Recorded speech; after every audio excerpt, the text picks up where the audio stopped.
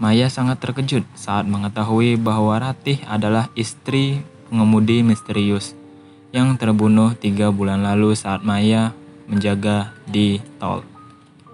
Saat mendengar warga mendekati rumah Ratih, Maya kemudian bersembunyi di bawah meja makan.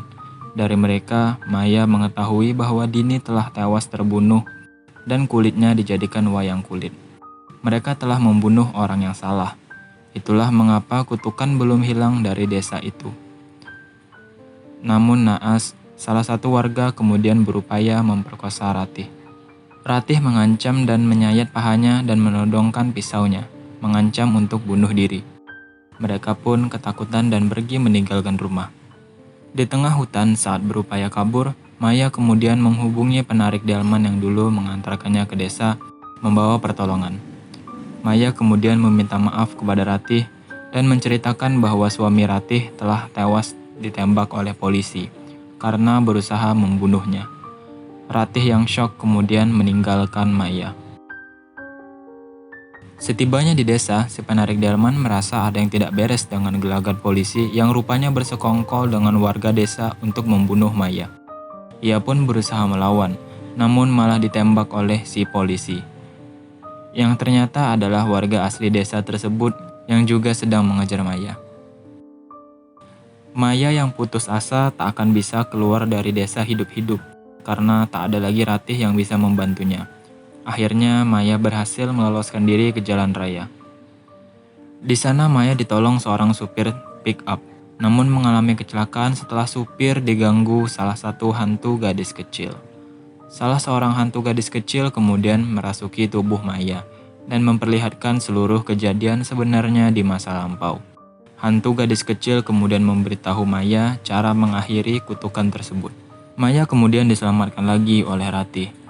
Maya lalu mengajak Ratih kembali ke rumah tua milik Nyi Misni, mencari kotak berisi wayang kulit dan masuk ke ruang bawah tanah tempat ketiga gadis kecil itu dulunya dikuburkan.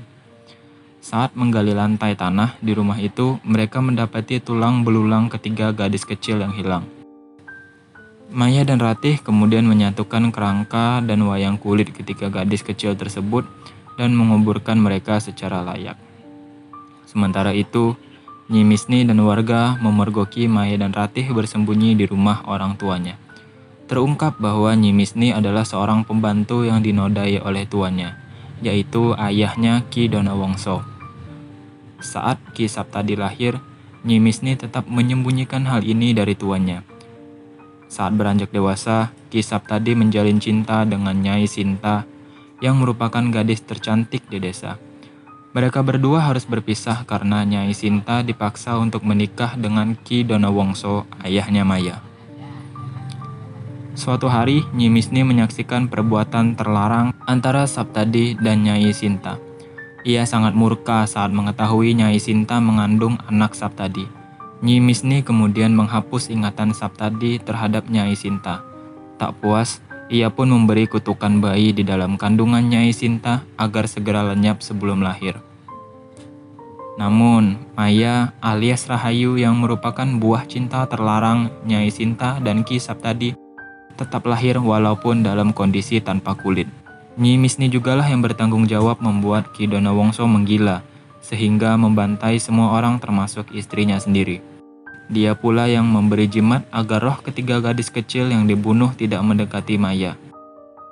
Jimat ini adalah secarik kertas kecil yang ditemukan Maya di dalam pahanya, dan membawa Maya alias Rahayu kecil keluar dari desa.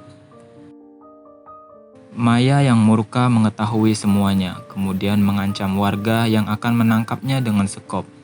Tetapi seseorang memukul Maya dari belakang, sehingga Maya akhirnya pingsan dan digantung terbalik di hutan pembantaian. Maya berteriak memohon kepada Ki Saptadi untuk dibebaskan. Saat Ki Saptadi bersiap-siap membunuh Maya, Maya akhirnya mengatakan bahwa dialah bayi pertama yang lahir tanpa kulit di desa itu. Nyi Misni yang mulai panik dengan penjelasan Maya mulai mengambil sebuah pisau untuk membunuh Maya secepat mungkin. Maya mengatakan bahwa dialah darah daging Ki Saptadi dan Nyai Sinta yang dikutuk oleh neneknya sendiri, yaitu Nyi Misni. Nyimisni jugalah yang bertanggung jawab atas perbuatannya menghapus ingatan Ki Saptadi tentang Nyai Sinta. Saptadi yang tersadar dengan semua ucapan Maya merasa sangat malu dengan dosa yang dilakukan oleh ibunya. Ia berusaha melindungi anaknya saat Nyimisni mendekati untuk segera menghabisi Maya. Ki Saptadi akhirnya bunuh diri dengan menyayat lehernya sendiri dengan pisau yang direbutnya dari ibunya. Tak bisa menerima kenyataan anak sematawayangnya tewas, Nyimisni juga ikut melakukan tindakan yang serupa. Ratih berlari melepaskan ikatan Maya dan memintanya melarikan diri dari desa itu. Maya meyakinkan Ratih untuk ikut dengannya, tetapi Ratih menolak dan mengatakan, "Dimanapun sama saja untukku." Seluruh warga bersukacita atas musnahnya kutukan mengerikan tersebut. Maya dengan menumpang truk sayur meninggalkan tanah jahanam tersebut.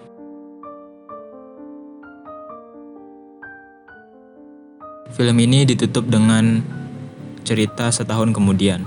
Sang polisi, yaitu yang membunuh si penarik delman, dan istrinya sedang menantikan kelahiran anak pertamanya. Istrinya yang sedang berada di kamar mandi kemudian melihat penampakan Nyimisni di dalam cermin dan langsung menjerit histeris. Saat si polisi datang, ia menyaksikan istrinya terduduk berlumuran darah terus menjerit. Naas, bayi yang baru saja dilahirkannya dimakan hidup-hidup oleh Nyimisni. Terima kasih telah menonton full video ini. Aku harap kalian menyukainya. Jangan lupa like, comment, and subscribe. See you to the next video.